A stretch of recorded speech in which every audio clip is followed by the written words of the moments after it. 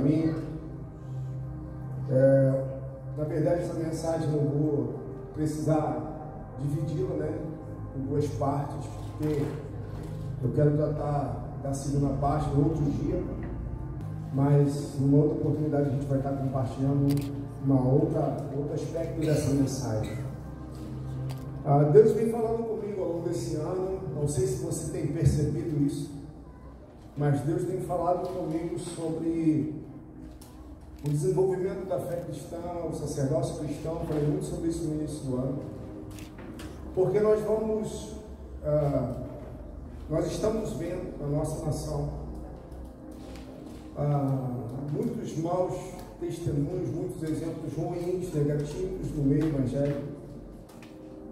E antes de algumas coisas começarem a vir à tona, Deus havia ministrado no meu coração sobre esses temas, sobre o desenvolvimento pessoal de cada um, sobre a sobriedade e a saúde no corpo de Cristo, preparando esse corpo para aquilo que há de vir. Porque nós percebemos o funil se apertando, nós percebemos as nações se movimentando, nós vimos com nossos olhos simbolismos e de forma explícita agora, né, as Olimpíadas, perseguição a manifestações cristãs, e isso tende cada vez mais a se apertar, cada vez mais a acontecer. E eu creio que uma das missões que nós, pastores, líderes, temos é de preparar a igreja para aquilo que há de vir. Nós não estamos querendo estabelecer um reino próprio ou uma bandeira denominacional, mas nós como igreja precisamos nos arregimentar para as guerras que há de acontecer. Amém. Nós precisamos estar realmente banhados no sangue do Cordeiro. Amém. Precisamos estar revestidos de toda a armadura de Deus para os dias maus.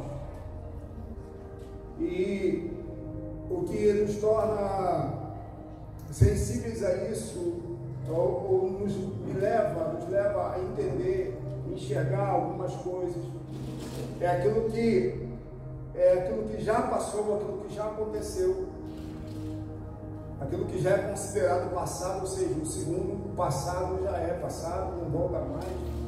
A história da igreja no Brasil, no mundo, a história da igreja desde a sua concepção ali em Atos, capítulo 2, nós vamos percebendo que o Espírito Santo vai se movendo com o fim de edificar a igreja, de fazer a igreja se expandir, de fazer a igreja crescer, de fazer o reino de Deus se expandir por todas as nações. Porém, desde a igreja primitiva nós já vemos algumas situações muito delicadas, né? Nós conversamos muitas vezes que a gente sempre fala em ter as práticas da igreja primitiva, mas nós nos esquecemos que as práticas da igreja primitiva nem todas eram boas, nem todas eram sadias. Muitos dos escândalos que nós vemos hoje acontecer já acontece desde o primeiro século da igreja, não é de hoje. Então, mesmo no derramar daquele momento do Espírito, nós vimos muitas coisas que nós ficamos chocados ao ler. E nessa noite eu quero compartilhar algo com você nesse sentido, nesse contexto de vida, nesse contexto de evangelho que nós estamos vivendo. Eu quero compartilhar um pouco do meu coração, levar para você aquilo que eu entendo que nós precisamos abrir os nossos olhos, ou melhor, como o tema dessa mensagem diz, o que você vê. O tema fala de uma pergunta que Jesus falou para um homem na Bíblia, um homem cego, que estava em uma aldeia. Jesus o tira da aldeia. Você conhece essa passagem, senão você vai procurar no seu professor Google. Então Jesus tira esse homem dessa aldeia, cospe no chão, pega aquele lodo, aquela meleca toda e passa no olho dele e pergunta: o que você vê? Ele fala: eu vejo pessoas como... Eles são fera demais.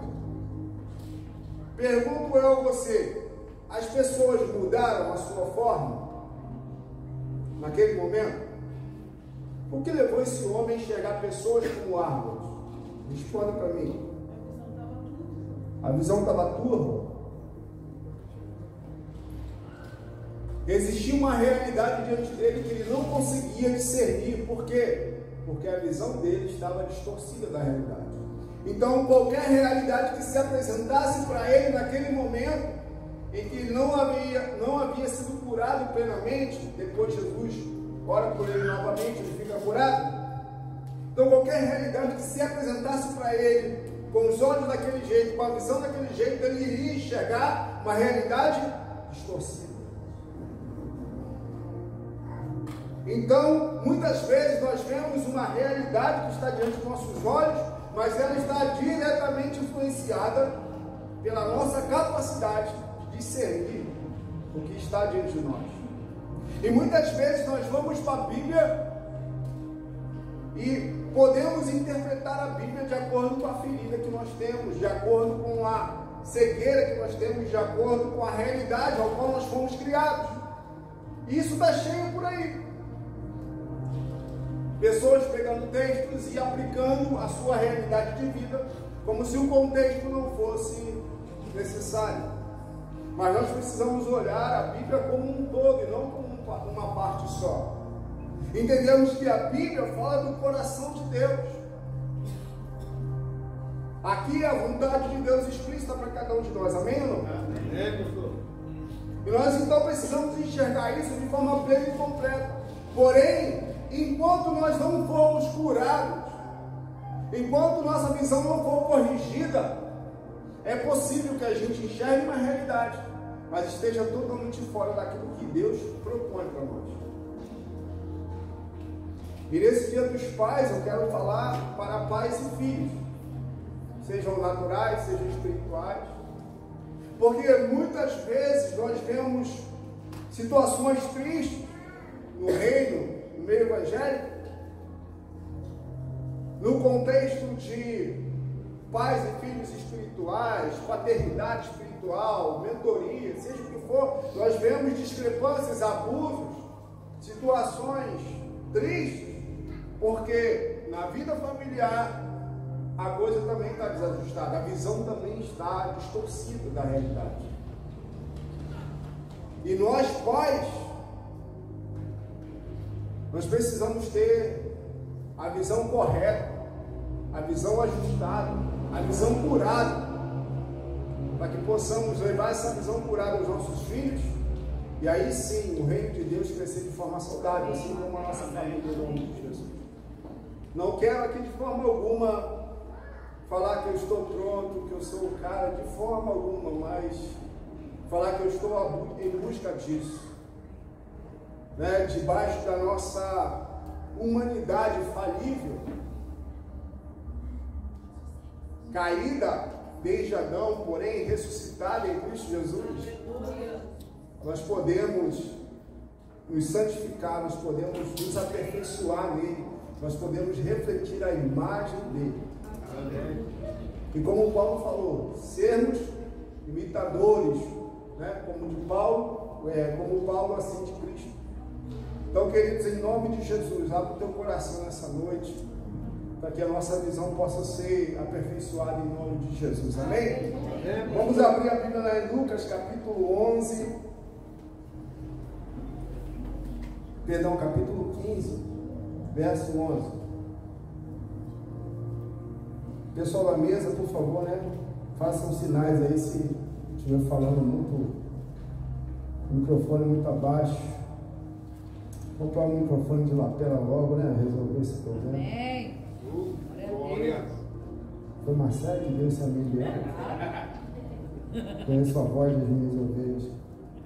Vamos lá? Ó. Verso 11. A parábola do filho. Filho o quê? Pródigo. O que é pródigo, crente? Hein? Perdido? É o quê? Desviado? Eu vou ler aqui, enquanto isso você procura no Google e vê o que diz. Vamos lá. Jesus continuou: o homem tinha 2 filhos. O mais novo disse ao seu pai: pai, quero a minha parte da herança. Assim ele repartiu. Ele quem? O pai. Esse pai simboliza quem? Simboliza quem? Assim ele repartiu sua propriedade entre eles, entre os dois filhos. Não muito tempo depois, o filho mais novo reuniu tudo que tinha e foi para uma região distante.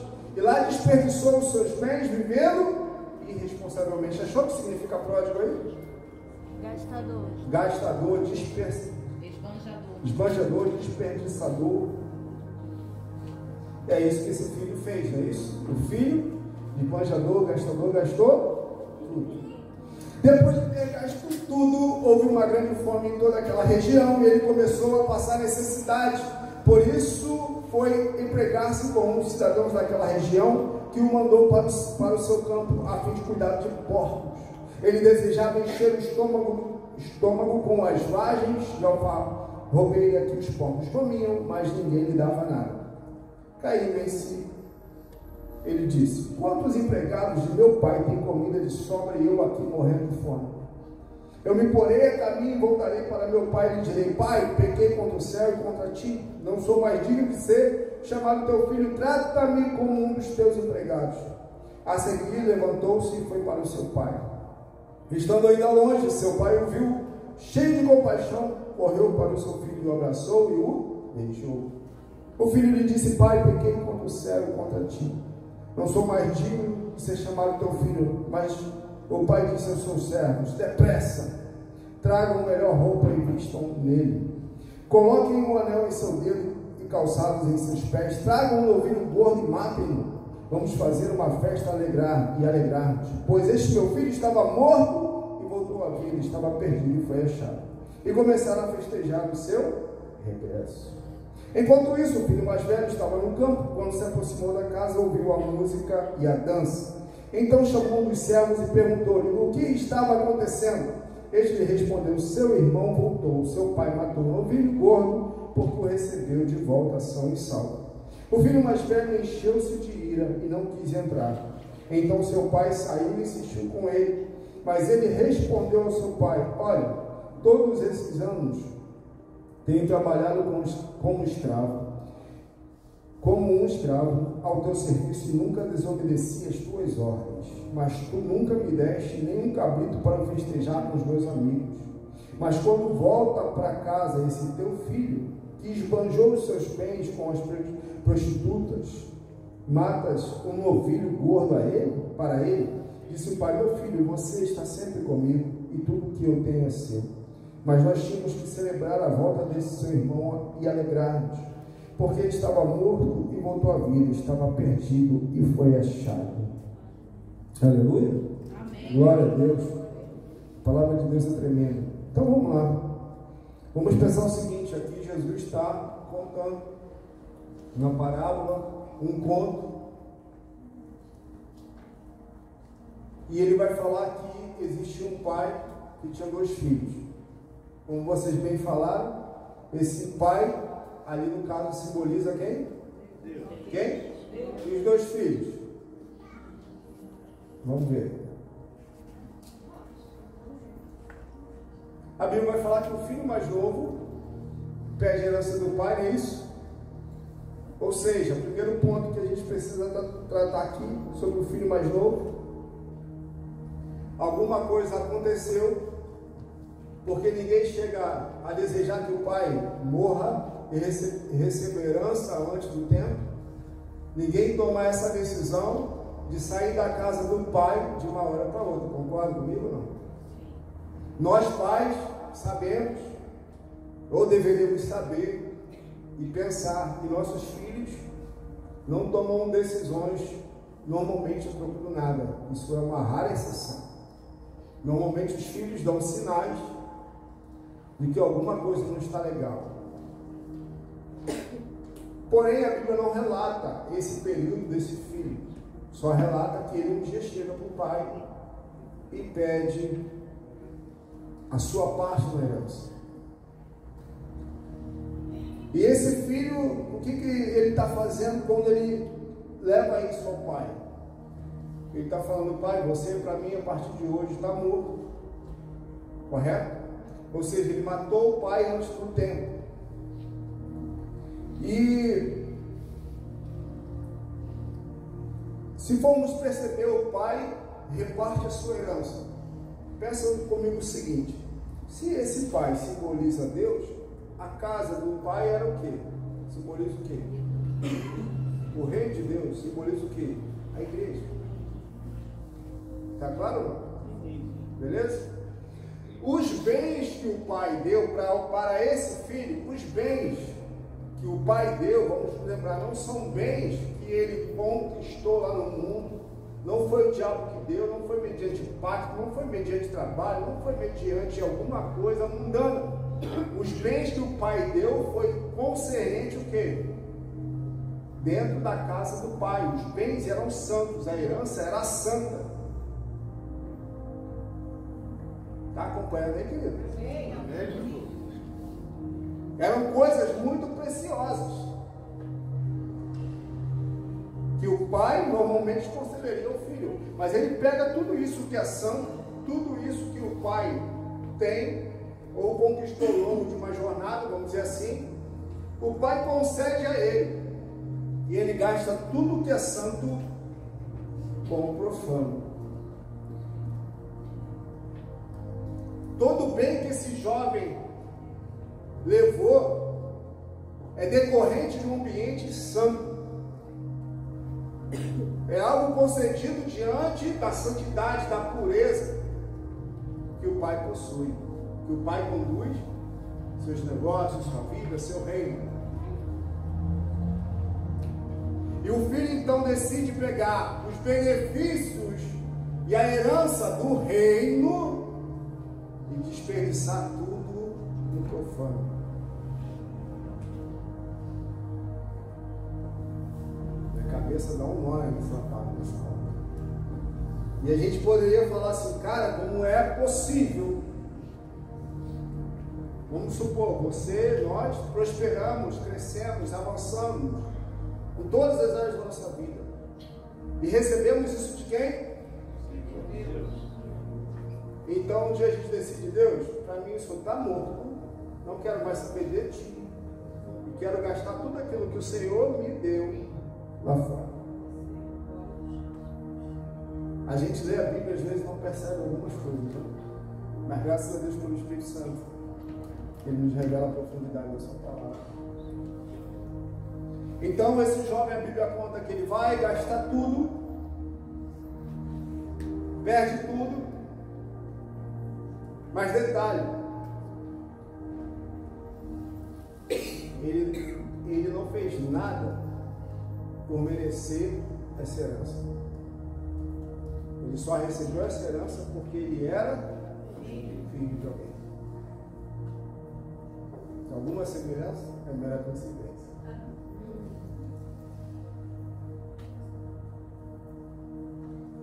E aí a Bíblia vai falar que ele passa aperto, ele sente fome, e se imagina que se esse pai simboliza Deus, essa riqueza era bem grande. Concorda? A Bíblia vai falar que ele cai no estado de cair em si, abrir os olhos, ter consciência da besteira que ele fez. E ele consegue entender que o pior empregado, vamos dizer assim, ou qualquer empregado na casa do pai, está numa condição de vida muito melhor que a dele. Então ele fala, vou voltar para o pai, vou falar para o meu pai, pequei diante do céu, diante de ti, me trata como um dos teus empregados. E a Bíblia vai falar que ele faz isso. E o pai, ao ver ao longe, o pai já vai em direção dele, para recebê-lo de volta. E o filho então fala, pai, pequei contra o céu e contra ti, me trata como um dos teus servos. O pai não fala nada direcionado a ele, mas chama os servos e manda matar um novilho gordo e fazer uma festa. Nós vamos perceber algumas coisas muito interessantes acerca do filho mais velho. Fica com o filho mais novo e gravar na tua mente. O filho mais velho não se via como filho, mas ele se enxergava como servo. pregar. Lembrando que o filho mais velho estava onde? Na casa do pai, mas não vivia como filho. Ele não via seu pai como pai, ele via seu pai como Senhor. O filho mais velho não desfrutava da herança de filho que ele tinha, porque ele falou: o Senhor nunca me deu nada. O pai poderia ter falado: você nunca me pediu.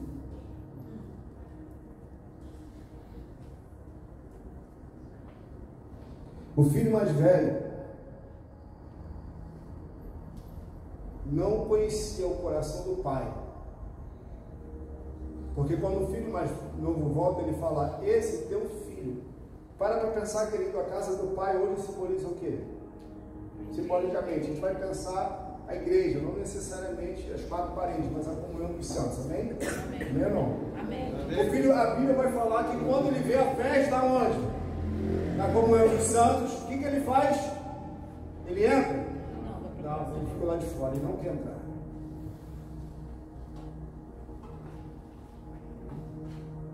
Enquanto os santos estão celebrando, junto com o pai, o filho mais velho não quer entrar. Ele se recusa àquele ambiente. Olha o que uma visão distorcida faz. Aquele ambiente de alegria, de misericórdia, de compaixão, de ressurreição e vida, gera uma ferida dele tão grande que ele não quer entrar, ele não quer participar mais da comunhão. Alguma semelhança é mera coincidência. E fala: esse teu filho não é nem mais irmão dele. Esse teu filho. Alguma vez já falamos isso? Pensamos isso de alguém?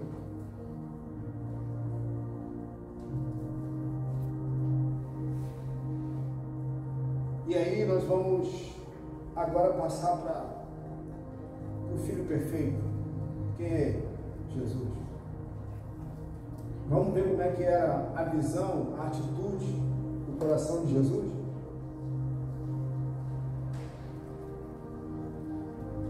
Jesus veio para a terra para quê?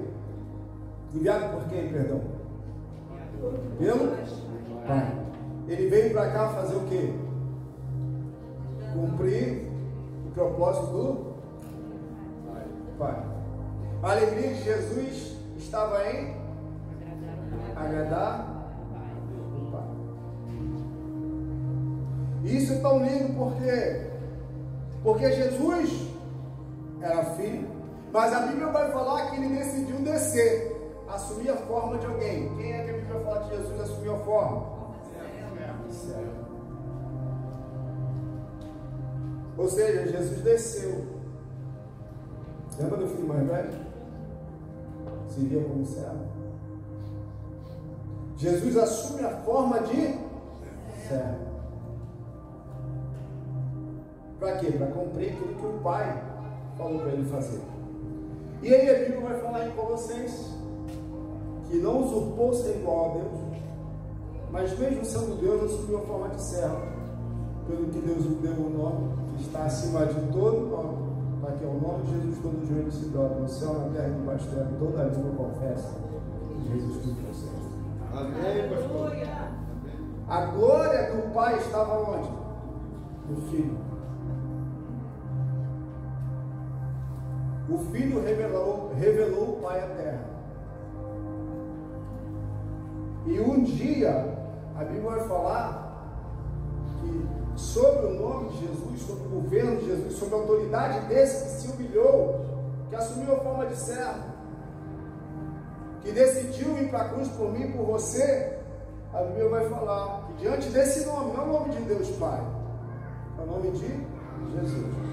Não que ele esteja acima do Pai, não, mas o Pai permitiu ele, já desde que você decidiu se humilhar, não tem problema, você pode ser exaltado, porque você reflete a minha glória. Aí Jesus, como filho, presta atenção comigo. Jesus é o Filho de Deus, sim ou não? Encarnado no homem. Viaje comigo agora na palavra. Jesus era tão resolvido em cumprir a missão do Pai, e ele sabendo a sua posição. Exemplo, tentação no deserto. Se tu és o filho, atira-se daqui. Se tu és o filho, transforma a pedra em pão. Jesus, muito convicto de quem ele era, do que ele estava fazendo aqui, ele não se deixou falar, pô, eu sou o cara mesmo, vou transformar esse pão, essa pedra em pão, para dizer, mostrar para todo mundo que eu sou o cara. Ele não fez isso. Nem só de pão viverá o homem, mas de toda a palavra que procede da boca de Deus. Aí Jesus vai lá na cidade de Gadara, tem um demoniado, uma legião de demônios. Os demônios vêm rosnando.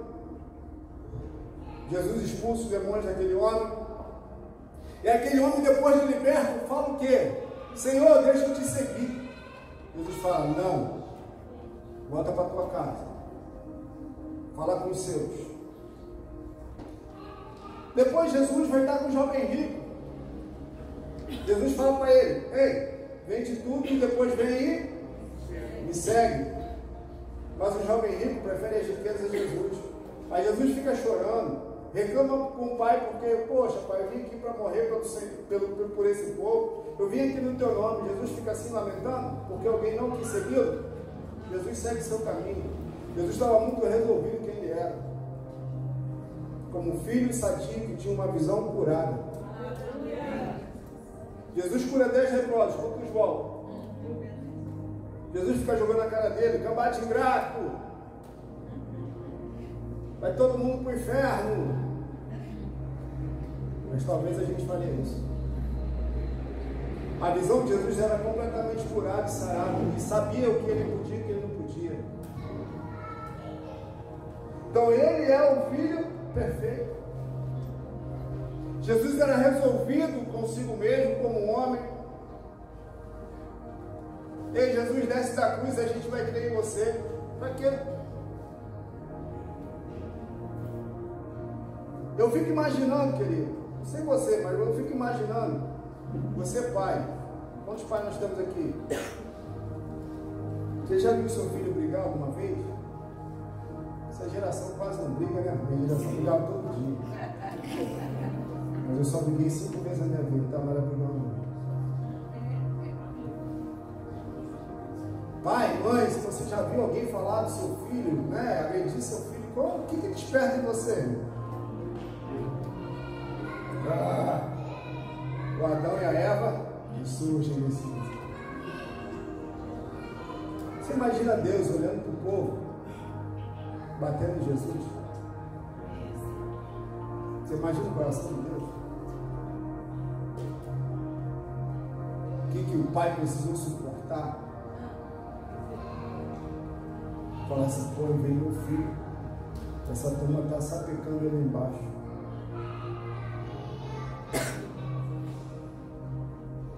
Nós pais precisamos ter visões saradas, porque dependendo da circunstância, irmão, a gente pode perder as estribeiras e pôr tudo a perder.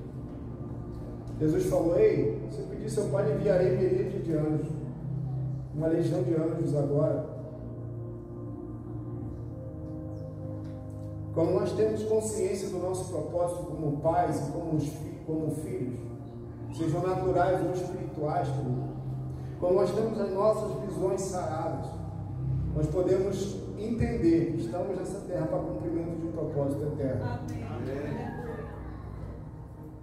Pais, mães, nossa visão precisa ser sarada acerca do Pai Celestial, acerca do Filho perfeito, mas também acerca dos filhos terrenos. Cada vez mais nós vemos, até mesmo no seio da igreja, a disfuncionalidade das famílias e as realidades das famílias hoje chegam até mesmo para a igreja. Nós não podemos achar que isso é normal e que esse é o padrão de Deus. Nós temos que buscar o padrão de Deus que está na Bíblia, que está nas Escrituras, querido. Nós precisamos buscar isso de fato e de verdade. E não acharmos que só porque aquilo que está profetizado tem que acontecer, mas não tem que acontecer na sua casa, amém? Amém ou não? Não tem que acontecer em você. Se o amor de muitos vai se esfriar, não precisa ser você. Amém ou não? Amém. Nós temos que parar de pegar as profecias e acomodá-las ao nosso bel prazer. Porque algumas profecias se cumpriram e outras vão se cumprir ainda, mas não tem que ser em nós. É certo que o juízo vai começar pela casa de Deus. Mas eu e você, nós queremos ser, no juízo, vamos dizer assim, que Deus trará sobre nós queremos ser achados reprováveis? Não. Eu quero ser aprovado, amém? Amém. Você também, espero. Amém. Eu não quero ser reprovado, eu não quero fazer parte da profecia que é negativa, eu quero fazer parte da profecia que é positiva. Amém? Quando eu prometo tocar, eu quero subir. Quando o Senhor voltar, eu quero ir com Ele. E quando oportunidades boas acontecerem, eu quero que meus filhos estejam nelas, tanto naturais quanto espirituais. Mas é necessário a gente entender, ter uma visão curada, querido.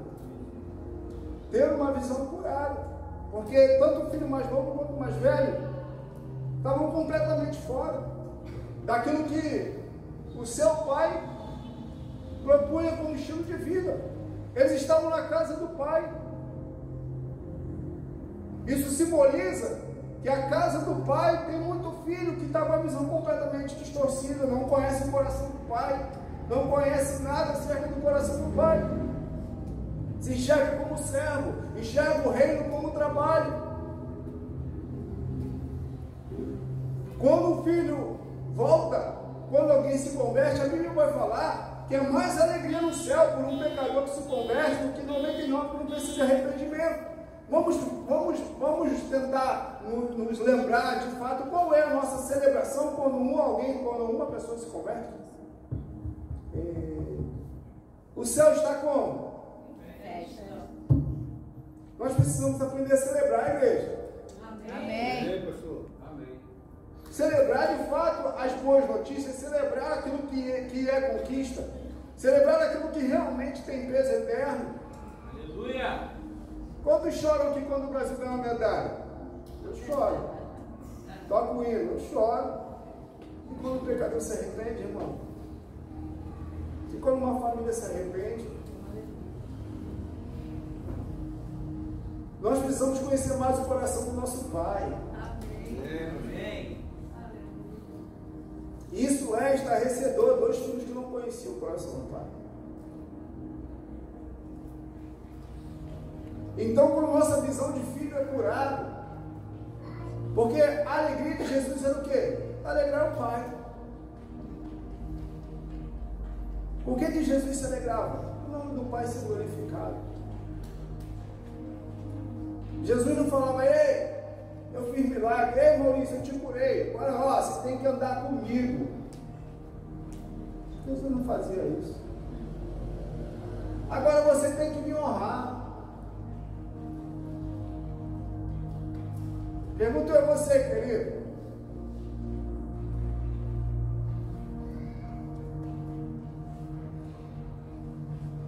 O que Jesus fez por nós foi por amor?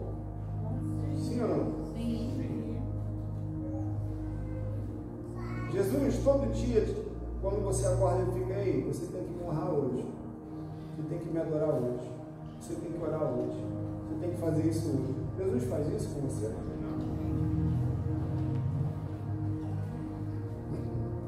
A não ser que sua visão, os seus ouvidos estejam completamente distorcidos no coração de Jesus. É possível que isso aconteça.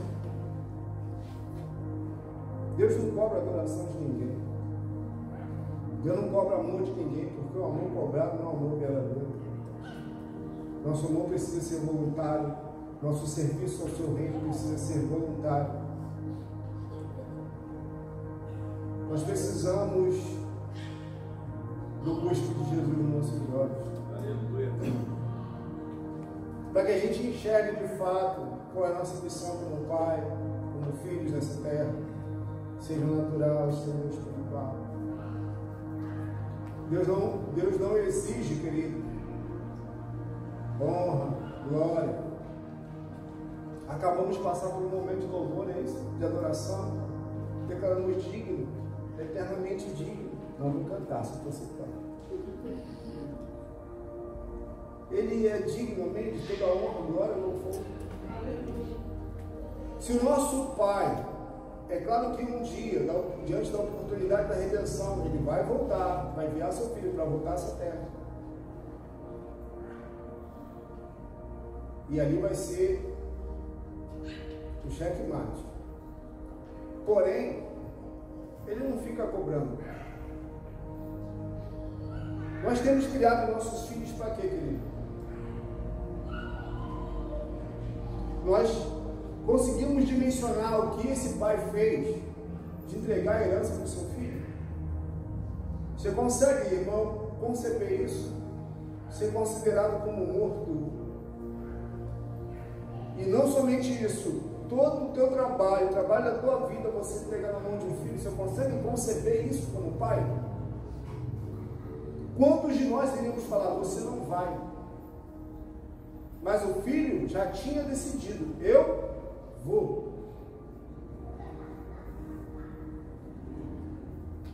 Deus então entende, há algo que eu possa fazer para segurá-lo? Deus podia botar seus servos ali, prender aquele jovem ali dentro de casa, podia ou não podia? Mas Deus não faz isso. E nós pais com nossos filhos?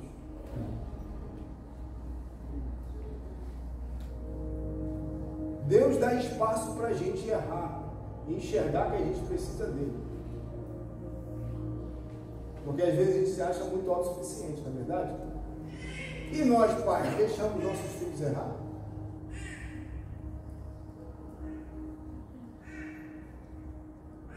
Quantos de nós não atrapalhamos o processo dos nossos filhos? Segura aí, irmão. Segura aí. A gente quer tomar o lugar de Deus na situação. A gente se mete onde não foi chamado. Lembra disso? E Deus falou, vai. Você consegue entender Deus falando, vai para a gente, irmão? Deus já falou, vai para a gente várias vezes. Quando a gente decidiu ir para um lugar, Deus falava, não é por aí que eu quero para você não. Não, Deus, mas eu quero aqui. Então, tá bom. Você quer ir, vai.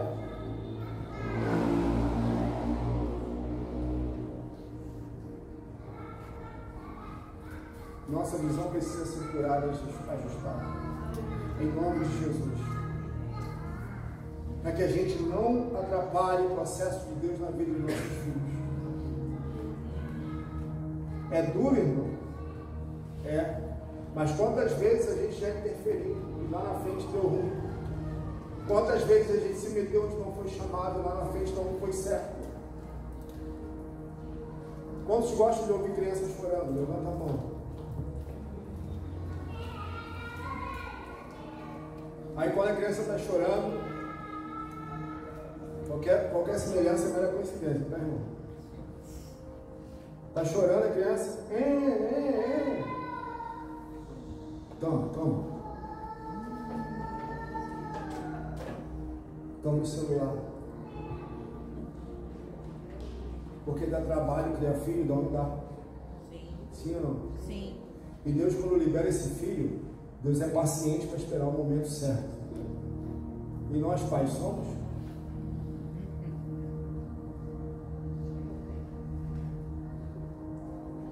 Temos a paciência devida para que o nosso filho viva o processo? Muitas vezes a gente derruba os processos de Deus. E na vida dos filhos espirituais, na vida dos mentores, na vida dos discípulos, na vida das ovelhas, muitas vezes a gente não quer que a ovelha sofra. Mas às vezes a ovelha vai ter que sofrer. Vai ter que ralar o joelho. Vai ter que o arame da cerca espetar. Por quê? Porque ela quer ir por um caminho que a voz do pastor supremo, acima de tudo, o pastor supremo, amém, queridos? A palavra de Deus está falando para não ir. E nós precisamos entender isso. Que nós não somos donos, pais naturais, vocês não são donos dos seus filhos. Pais espirituais, vocês não são donos das ovelhas? As ovelhas são de quem? Do Senhor. Quem é o pastor das ovelhas? Jesus. Amém, irmão?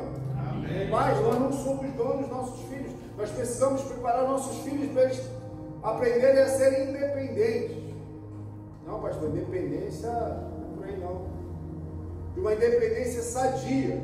Ou você quer que seu filho fique cheirando seu sovaco todo dia, depois de grande, marmanjo, barbudo? Não. Em nome de Jesus, não é pais. Amém. Não é filhos. Amém. Espiritualmente é a mesma coisa. Eu quero que os filhos cresçam. E cresçam muito mais do que eu. Amém? Quero lançar vocês bem longe. Longe do meu sovaco. Bem para longe. Para vocês crescerem e frutificarem em nome de Jesus. E não ficar no ouvido de vocês. Ei, vocês têm que me honrar. Lembra do preço que eu paguei por vocês. Lembra do que eu abri mão por vocês. Deus não faz isso, irmão.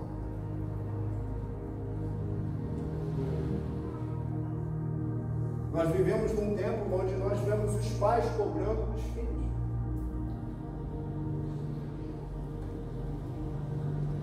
Que a honra seja espontânea. Amém ou não? Amém. Que a honra seja voluntária. Porque honra obrigada, irmão, não é honra.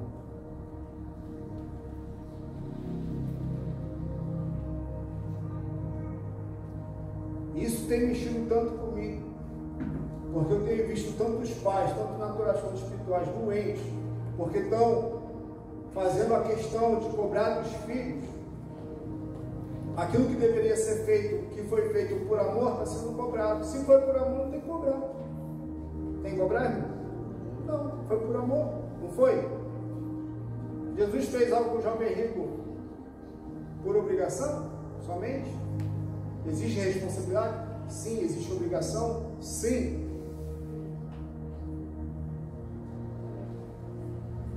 Nós precisamos ter essa consciência. Haja saúde no seio da família, amém? Haja saúde no seio da igreja. Amém. Pais e filhos sadios, saudáveis, ou buscando cura. Nós não somos perfeitos. Ai, pastor, me perdoa. A ovelha chegou e falou: pastor, me perdoa, o que foi? Seu aniversário, esqueci. E daí? O aniversário do pastor agora é institucionalizado? É evento?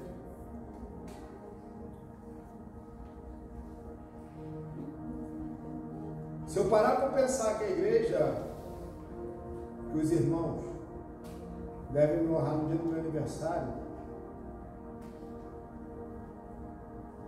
há um problema muito sério entre nós.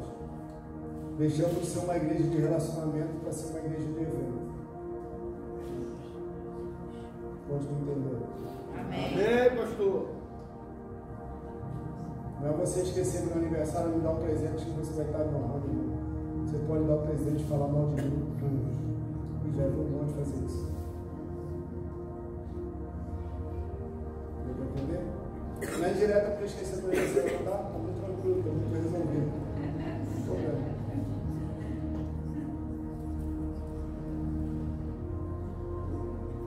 Por isso que eu brinquei, né? Os pais hoje, mas os outros anos. E qual pai que não tem prazer de poder abençoar o filho? Não é verdade? A não ser que o filho deu de malandro. Aí não, aí fecha o caixa. Aí fecha, né? Não tenta dar desperto para cima de mim, não. Mas, queridos, eu quero declarar em nome de Jesus cura nessa noite. Cura sobre os seus olhos, cura sobre o seu coração. Para você ser um filho de olhos sadios. Se você ser um pai de olhos sadios, de um coração sadio. Que ainda que não vai acontecer de forma plena hoje, mas você busque isso. Porque nós não aprendemos, nós não nascemos sabendo de tudo. Quando nós casamos não sabíamos de tudo. Quando eu fui ordenado pastor, eu não sabia de tudo. Continuo aprendendo. Continuo aprendendo a ser pai. Continuo aprendendo a ser filho. Um coração ensinado é fundamental para a gente poder desenvolver a nossa fé, crescer no Deus, crescer em Deus, crescer no reino. E o desejo maior aí no nosso coração é que esse rebanho cresça saudável. Amém. Amém, pastor. Esse rebanho cresça saudável. Esse rebanho cresça entendendo o coração do Pai. Primeiro, o Pai Celestial. Segundo, o Pai Espiritual. Amém, pastor. Porque é fundamental para que o reino avance que nós conheçamos uns aos outros. Eu não falo de uma reunião, eu não falo de um momento, eu não falo de um evento, eu não falo de uma pregação, eu falo de uma história de vida. Os filhos estavam ali com o pai durante anos e não conheciam o coração do pai. O desejo do pai é que o seu reino cresça, que o seu reino avance também. Amém. Pais e filhos curados podem manifestar a glória de Deus de forma muito mais intensa e poderosa sobre a face da terra. Eu creio no fundo do meu coração essa palavra. Eu creio no poder de uma família restaurada, de um casamento restaurado. Eu creio no poder de filhos curados. Eu creio no poder de filhos espirituais que têm no coração dos seus pais e os pais também têm os seus filhos. Eu creio no poder de pais espirituais que têm seus corações livres para promover seus filhos e depois não requerer nada de volta. Porque não estamos aqui para implantar o nosso reino. Nós estamos aqui para implantar o reino de Deus. Amém? Pode ficar de pé, Senhor. Obrigado.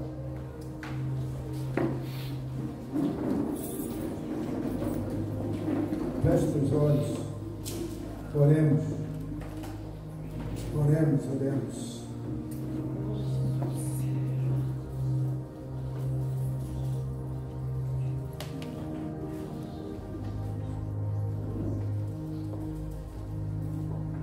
O que você tem visto, o que você vê, querido?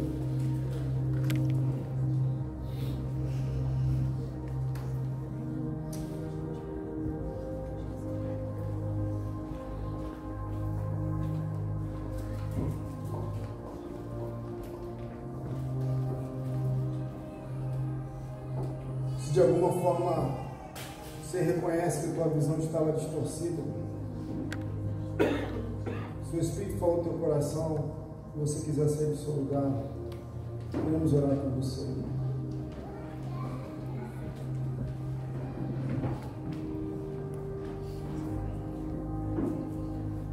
Vai ver que a cura hoje não seja completa, mas será o início de uma história de contemplar diferente, de enxergar diferente, porque Deus deseja se manifestar em você. Talvez você, como filho espiritual, tua visão está distorcida. Como pai espiritual, teu coração, tua visão está distorcida. Talvez você foi até mesmo ferido e machucado por conta de pais espirituais que corromperam a visão correta da realidade.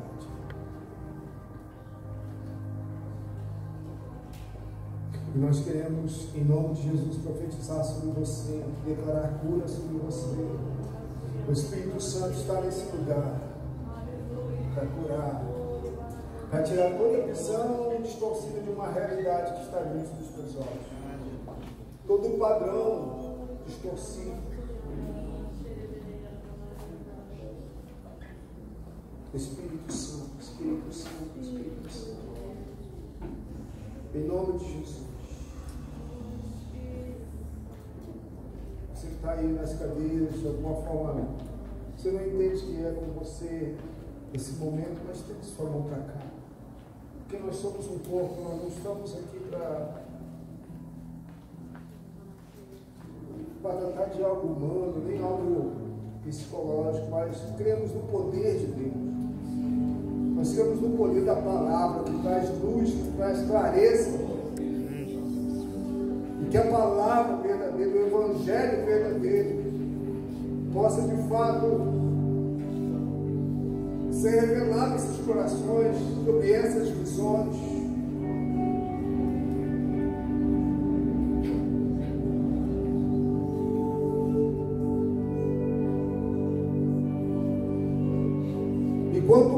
esse tempo demorar para a tua visão ser corrigida, ser alinhada, você pode ir reproduzindo isso em outras pessoas. Muitos pais reproduzem nos filhos porque eles foram distorcidos da realidade, eles foram afastados da verdade. Mas Deus, nessa noite, deseja trazer cura entre nós. Espírito Santo, Espírito Santo, Espírito Santo. Por favor, Tiago, Marquinhos, me ajuda aqui a orar. Pode orar, meus irmãos. Espírito Santo, Espírito Santo. Voa, voa nesse lugar.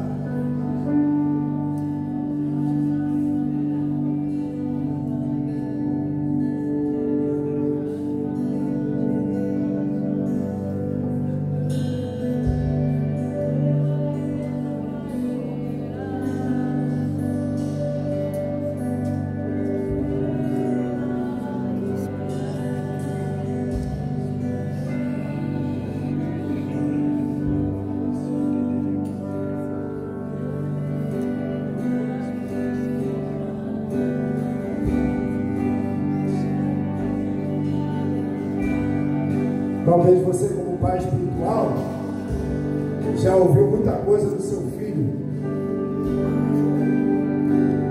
Tua paternidade foi afetada. Espírito Santo. Não só pais machucam filhos, mas filhos também machucam pais. Filhas machucam mães. Mães machucam. Haja saúde, saúde, haja cura.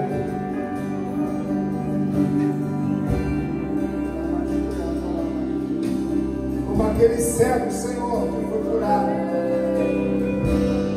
foi tirado de uma aldeia. Eu quero declarar, Senhor, tira esses irmãos da aldeia e faz com que suas visões sejam distorcidas da realidade do Senhor. Chega de enxergar pessoas como árvores. Em nome de Jesus. Em nome de Jesus. Em nome de Jesus.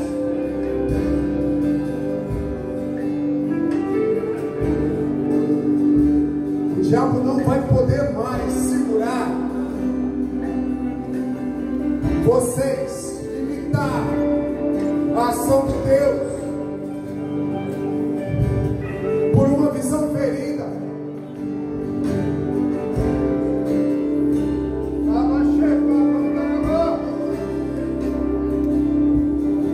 A eternidade toca agora.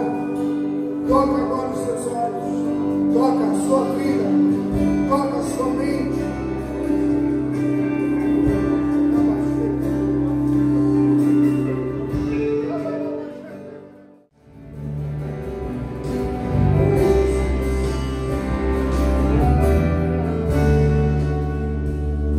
Pode levantar a tua mão ao alto.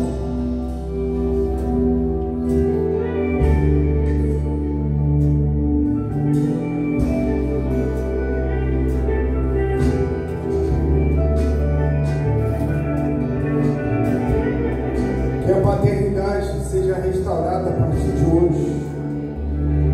Que a maternidade seja restaurada a partir de hoje. Que a filiação seja restaurada a partir de hoje.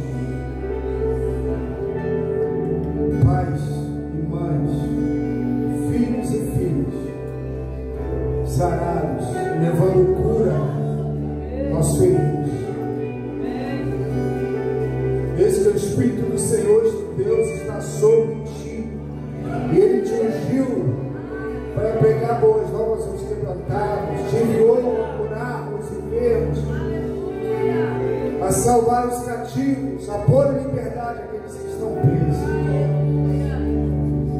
a declarar uma nova veste, uma veste de honra, ao invés de veste de luto, veste de alegria, ao invés de pranto, veste de louvor, ao invés de espírito angustiado.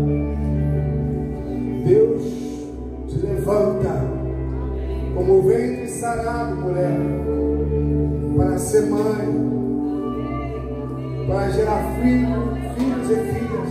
Você, pai, para gerar filhos e filhas. Você, jovem, para gerar filhos e filhas na fé, para reproduzir conforme a sua imagem e semelhança, em nome de Jesus. O Senhor nos abençoe, o Senhor nos guarde, o Senhor faça resplandecer sobre vós e nos dê a paz e as duas consolações do Espírito Santo seja sobre vocês, sobre a sua casa, sua família, como instrumento de cura nessa geração. Em nome de Jesus, você que crê, aplauda.